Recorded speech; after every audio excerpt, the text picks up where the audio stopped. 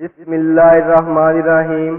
السلام علیکم میرے پیارے دوستو، حضرت رومی رحمت اللہ علیہ نے لکھا ہے کہ ایک دن طوفان بڑا تیز آ گیا۔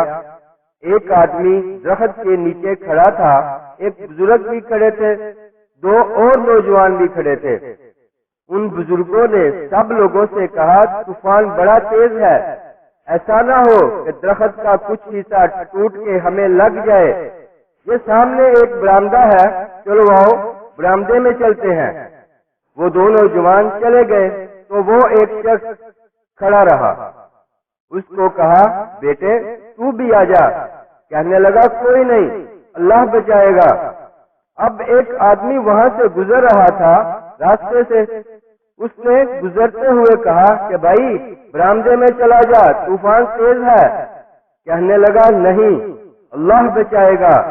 اب وہ بندہ گزرا ہی تھا کہ طوفان تیز آیا، ایک اتنا بڑا درخت کا حصہ، موٹی ٹہنی اوپر سے زور کے ساتھ نیچے گری، سر پھٹ گیا اور روح پرواز کر گئی۔